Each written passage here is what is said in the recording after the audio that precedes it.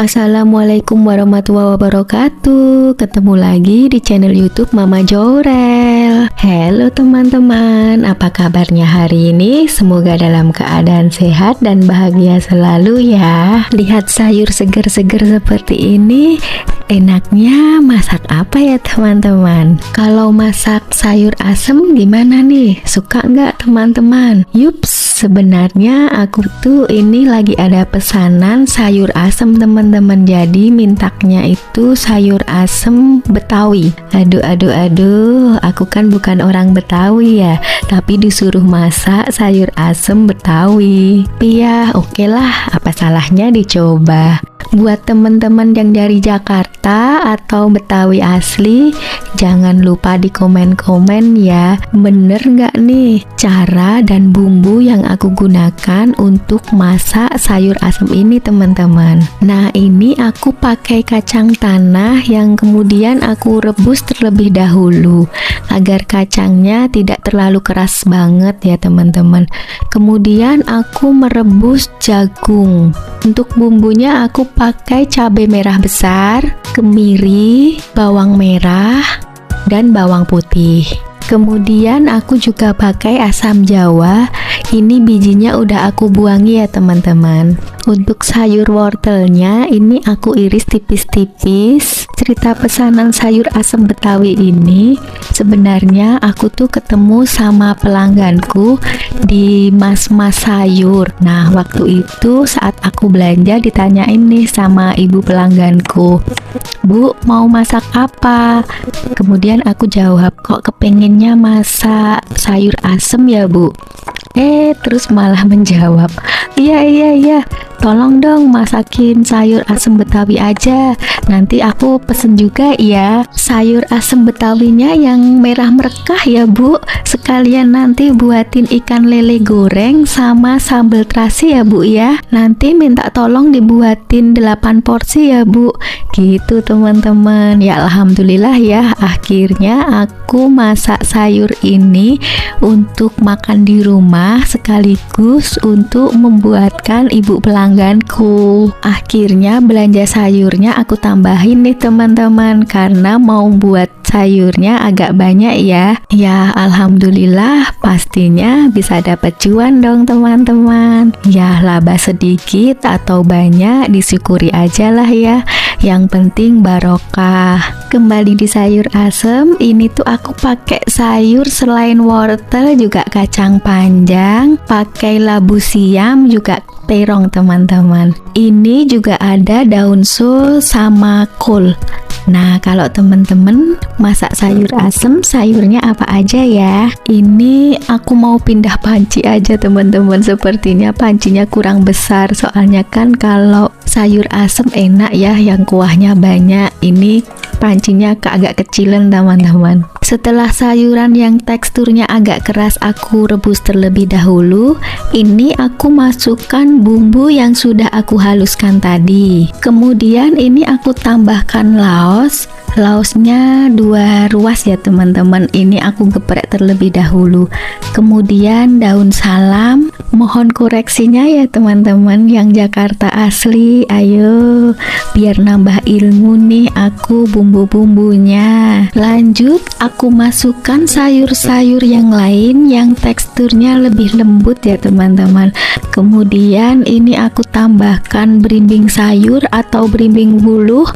Kemudian garam untuk balance rasa, gula pasir, serta kaldu jamur. Nah, ini di kompor satunya aku sudah mulai menggoreng lele teman-teman. Jadi sesuai pesanan lele goreng. Tapi maaf ya teman-teman, waktu menggorengnya ternyata tidak ke-shoot. Nah, ini aku mau buat sambal terasi. Jadi aku kalau buat sambal terasi itu aku tumis sebentar aja teman-teman, tidak terlalu lama-lama. Kalau buat sambal terasi yang mentah itu kadang baunya langu, makanya ini aku osreng sebentar aja.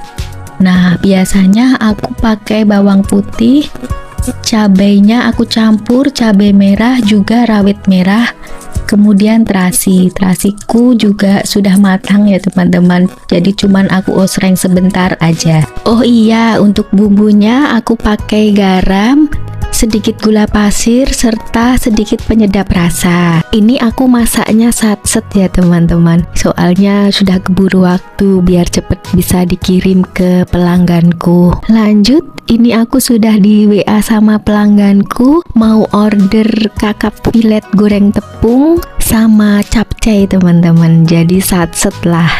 Langsung aja ya teman-teman. Jadi untuk tepung goreng crispy itu biasanya aku mengolah sendiri, bukan memakai tepung yang serbaguna. Jadi aku pakai 5 sendok tepung terigu ditambah 1 sendok tepung beras dan 1 rahasia teman. Jadi aku tuh kalau goreng crispy ini pakai custard powder. Custard powdernya aku cuman pakai sedikit aja, paling setengah sendok teh. Nah, custard powder ini adalah olahan tepung maizena dan bahan-bahan lain. Custard powder ini bisa dibeli di toko-toko bahan roti teman-teman. Jadi ini sebenarnya bahan untuk membuat roti.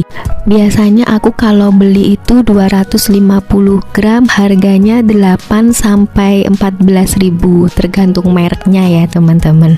Nah, custard powder ini kalau untuk goreng masakan crispy seperti ini bisa menambah aroma yang wangi. Jadi saat teman-teman misalnya pas makan di restoran tuh ada kakap goreng crispy gitu yang aromanya wangi gitu, lah itu biasanya ditambah sama custard powder. Untuk bumbunya aku hanya pakai garam, sedikit penyedap rasa, dan sedikit lada bubuk. Jadi aku memang nggak pakai bawang ya. Ini untuk adonan basahnya ya teman-teman. Jadi untuk adonan keringnya aku juga mix-nya tetap sama, tepung dan bumbu-bumbunya. Oke, aku cerita tentang jualanku di rumah ya teman-teman. Jadi aku tuh di rumah jualan Chinese food. Jadi Chinese foodku Chinese food yang halal ya teman-teman. Jadi menunya seperti nasi goreng, mie, kue tiaw, capcay, kakap. Kakap itu ada asam manis, ada lada hitam, terus ayam koloke, fuyung hai gitu teman-teman. Jadi setiap jualan biasanya aku share di grup perniagaan pengajian ibu-ibu di tempatku teman-teman. Juga aku buat status, biasanya yang mau order langsung WA aku. Ya alhamdulillah setiap hari selalu ada orderan, dan biasanya kadang malah sebelum share ibu-ibu sudah pada WA aku duluan teman-teman. Mengapa aku memilih menu Chinese food seperti ini? Karena menu seperti ini kita nggak harus masak terlebih dahulu ya teman-teman. Jadi ini made by order. Jadi jika ada yang order langsung aku masakkan. Tiap hari aku stok bahan-bahan jualanku ini. Ya stoknya nggak terlalu banyak sih teman-teman. Jadi misalnya pas ada pesanan catering jualanku yang ini, sementara aku tutup terlebih dahulu. Itulah penampakan dapurku saat ada pesanan atau jualan teman-teman. Jadi lumayan berantakan ya, tapi alhamdulillah menghasilkan cuan. Terima kasih teman-teman yang sudah menonton videoku sampai selesai. Jangan lupa like, comment, and subscribe ya. Sampai jumpa di ceritaku selanjutnya. Semoga bermanfaat.